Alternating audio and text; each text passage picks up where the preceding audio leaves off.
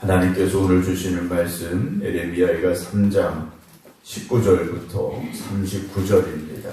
구약성경 1146조 예레미야가 3장 19절부터 39절 말씀입니다.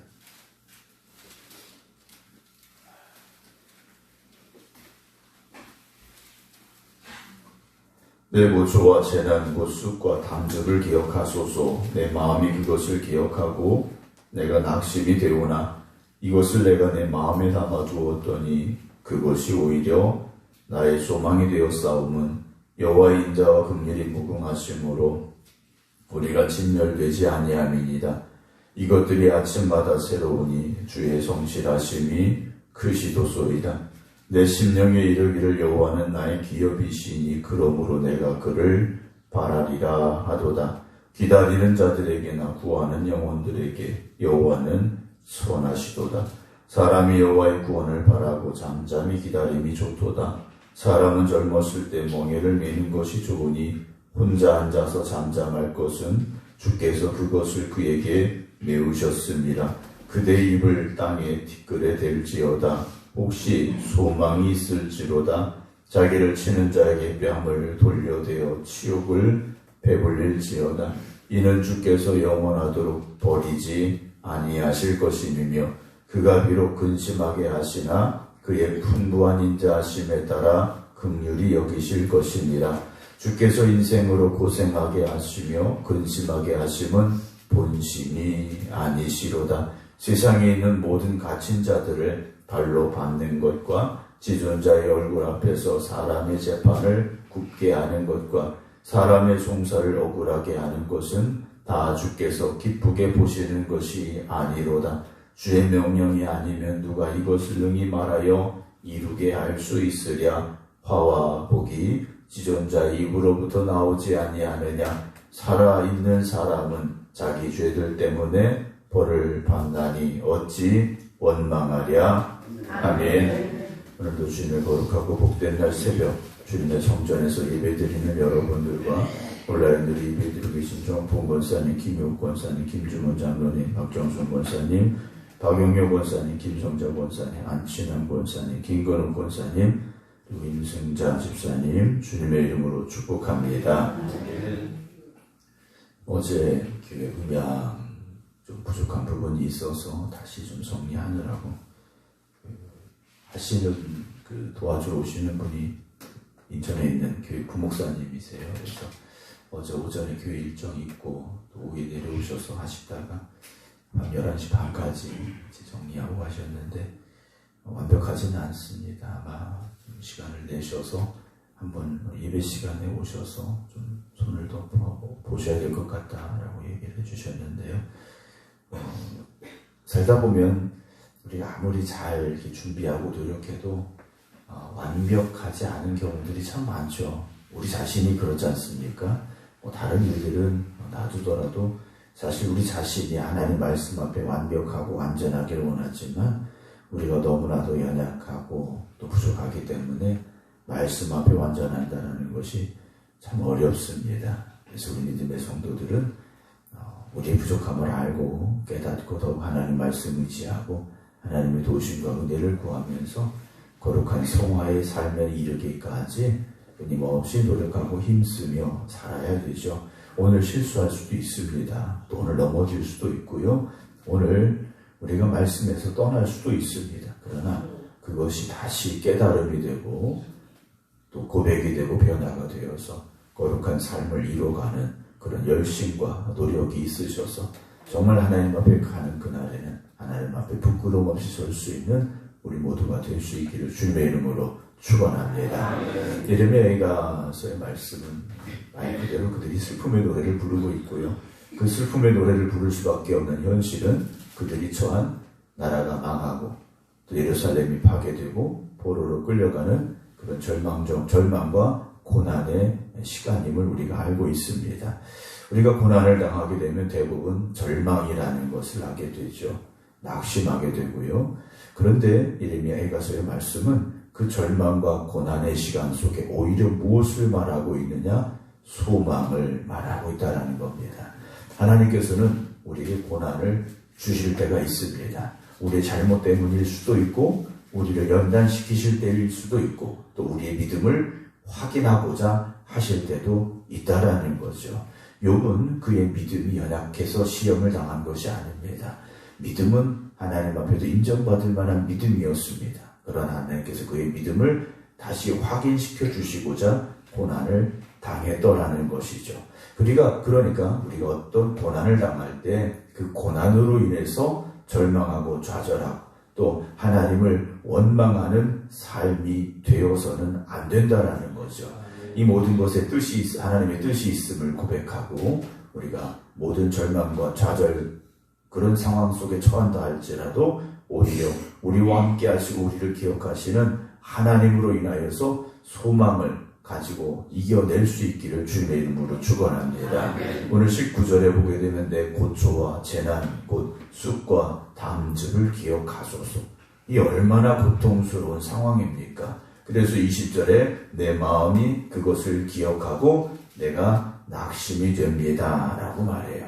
우리가 어떤 좋지 않은 일들, 고난의 상황들을 빨리 잊어버릴 수 있다면 좋을 텐데 그렇지 못하지 않습니까? 힘들고 어려운 일들 이런 것들은요 밤에 잠도 오지 않고 밤새 생각이 나지 않습니까? 밤새 생각나면 어떻습니까? 더 지치고 더 힘들고 더 고통스러운 삶을 우리가 마주할 수밖에 없다라는 거죠. 그런데 오늘 예레미야가 3장 21절에 이렇게 고백이 바뀝니다. 분명히 20절에서는 그것을 기억하고 낙심이 됐습니다. 하지만 21절에 이것을 내가 내 마음에 담아 두었더니 그것이 오히려 나의 소망이 되었다라고 말합니다.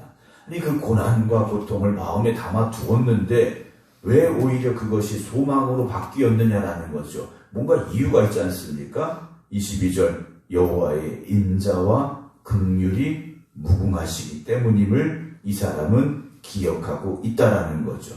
23절에도 주의 성실하심을 고백하고 있다라는 겁니다. 25절에도 여호와는 선하심을 고백하고 있다라는 거죠. 26절에 여호와의 구원을 믿고 있기 때문이라는 겁니다. 우리 안에 절망이 들어오죠. 좌절도 들어오고 고민도 들어오고 슬픔도 들어오고 낙심도 들어오고 이건 얼마든지 들어올 수밖에 없습니다. 그러나 이런 것들이 들어왔을 때 이걸 어떻게 하자는 겁니까? 바꿔야 되는데 어떻게 바꾸겠습니까? 야, 좋은 생각해. 앞으로 잘 될 거야. 막연한 그런 것 가지고는 바뀌지가 않는다라는 거죠. 우리가 아무리 슬픔 당한 사람에게 슬퍼하지 마. 좋은 날 올 거야. 아무리 말해도요, 그건 위로가 되지도 않고 희망이 되지도 않는다라는 겁니다. 분명한 무엇인가가 있어야 되는데, 예레미야 이가를 기록한 저자는 기억하고 있는 것이 무엇입니까? 하나님이 어떤 분이신가라는 거죠. 왜냐, 하나님은 변함이 없으십니다. 하나님은요, 달라지신 분이 아니라는, 사람은 바뀌고 변하고 달라지지만 하나님의 성품은요, 변함이 없으시다라는 겁니다. 우리를 향하신 인자하심과 긍휼하심과 자비하심과 선하심과 그 온유하심이요, 변함이 없으시다라는 거죠. 우리가 죄인됨에도 우리를 위하여 독생자 예수 그리스도를 이 땅에 보내시기까지 우리를 사랑하시는 하나님이시고, 죄 가운데 살다가 멸망당할 우리를 구원해내고자 하시는 것이 하나님의 선하신 뜻임을 우리가 잊지 않기를 주님의 이름으로 축원합니다. 그래서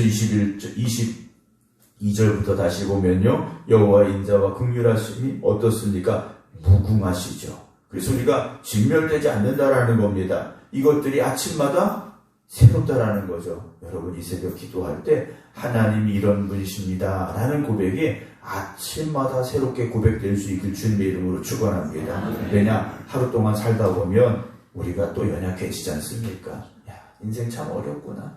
하나님은 왜 내 기도를 듣지 않으실까? 하나님은 왜 내 편이 아닐까? 이런 생각들이 우리 안에 꽉 차게 되고요. 그런 것들이 우리 안에 들어오니까 밤새 고민되고 잠 못 자고 이렇지 않습니까? 그러나 이 새벽에 다시 기도할 때 우리에게 아침마다 새로워지는 주님을 향한 믿음의 고백이 있기를 주님의 이름으로 축원합니다. 주의 성실하심이 어떻습니까? 크시다라는 거죠. 하나님의 그 성실하심이 너무 크신 겁니다. 변함없이 그 마음을 가지고 그 은혜를 가지고 그 능력을 가지고 우리를 향하여 다가오시지 않습니까? 내가 너를 사랑하노라. 너는 내 사랑하는 딸이요 내 사랑하는 아들이라. 하나님은 오늘 새벽에도 우리에게 그렇게 말씀하시며 다가오고 계심을 기억하시기 바랍니다. 내 심령에 이르기를 여호와는 나의 기업이시니 그러므로 내가 그를 바라리라. 내 심령에 외치시기 바랍니다.